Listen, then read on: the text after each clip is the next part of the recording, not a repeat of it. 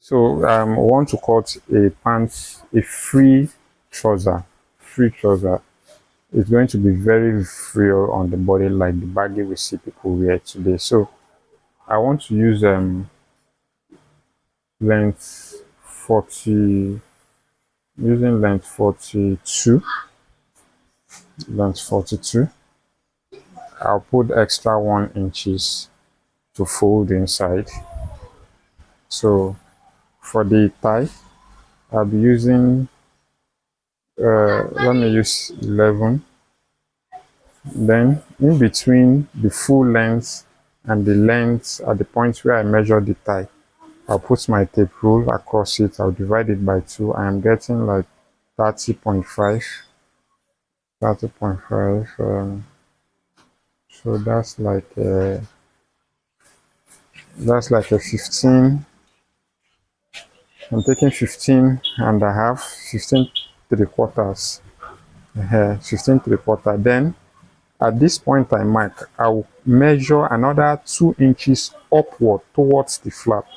That's the nail points. That's the nail points.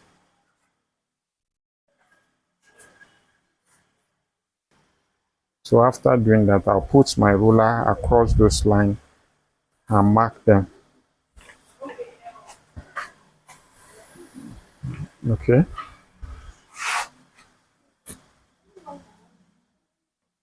So that's a total of 1, 2, 3, 4 lines. If I'm counting the one at the top here, it will be 5, but I'm not counting it because I didn't actually put any line. But always ensure that they are equal. The two edges are equal. This one is longer, but I'm going to trim it to be equal. So I'm going to shape it. Now, for me to shape it, I'll measure 7 inch from this point to this point, from the waistline to this point. I'll measure like 7 inch. So that's where I'll begin the shaping of the trouser. I'll just draw a line from 0 point. Then at the full length level, I'll mark 1 inch inside. So I'll place it from the 1 inch inside at the full length to 0 points at the pocket, at the place where I indicated for the pocket. So it's just going to form a little slant just to make it look shapy a little bit. So I will now begin inputting my measurement. So I want the tie, I want it to be 14. It's 14, not so much. Let me make it 13. Then I'll do the nail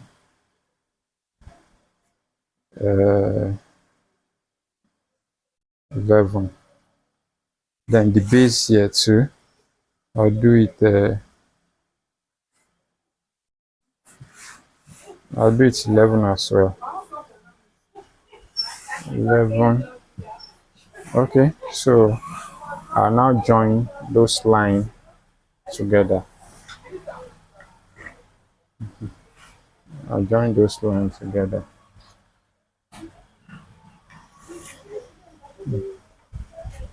So now, flap points, where like the zip points.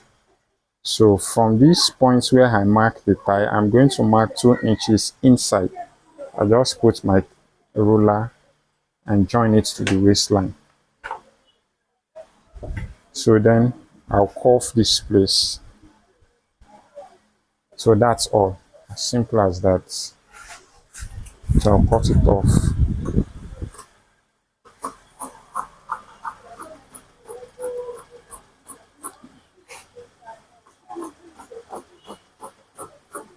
I'll cut it off.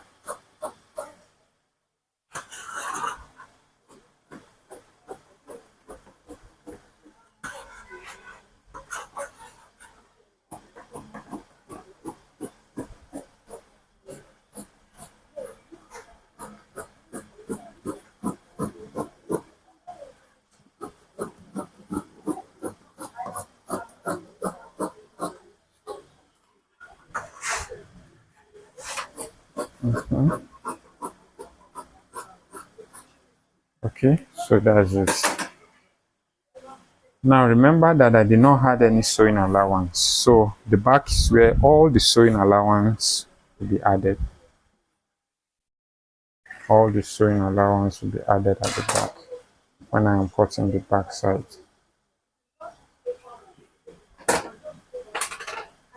Okay, so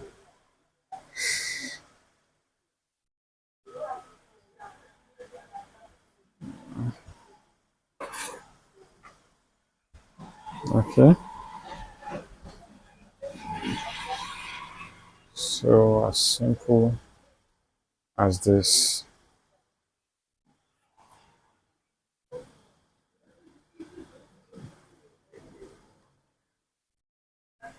Okay, so I'm going to impute. So all the lines I drew, the 5 lines, I'll indicate them, including the waistline. So now, where do I go from here? So this first allowance for sewing comes here. So I'm going to add, I'm actually supposed to add like 3, but since I have more here, it's an opportunity for me to expand the tie. I was trying to manage the clothes before, so I'm going to put 4. I'll put 4. So here, I'll be putting 2, and then here, I'll be putting 1.5. So I'll connect them from here to here, then from here to here. So I'm going to slant this. Remember, the increment of this place compared to this place will actually extend the length of this place. So to equate it and also to add more freeness to the back side, I'm going to slant this place. So that's how it goes. Then I'm going to add 2.5 here, which is an increment to accommodate the back side. So I'll add 2 inches, but I'm going to slant it back to 0 points here. So it's as simple as that.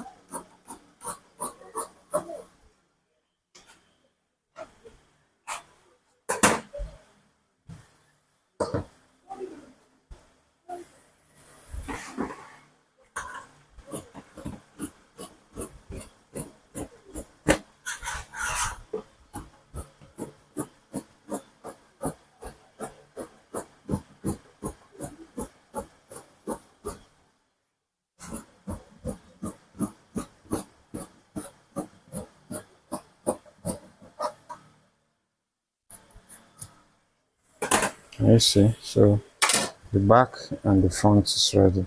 This is the back. As simple as this. My clothes is ready.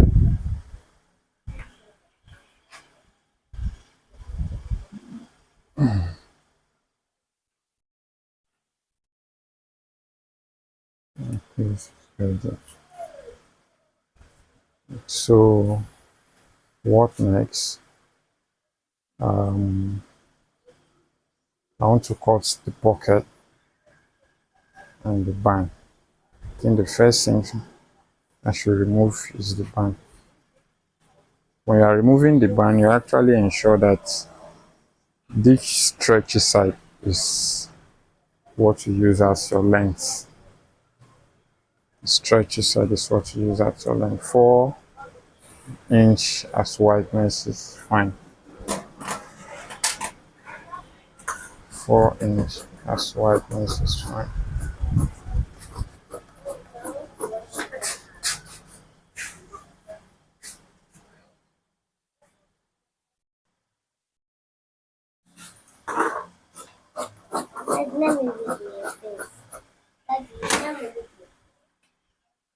So the next one I'm going to remove is the pocket.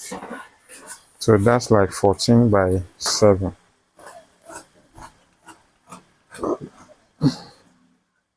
Do not let get the dog. Leg and peace. So that's all.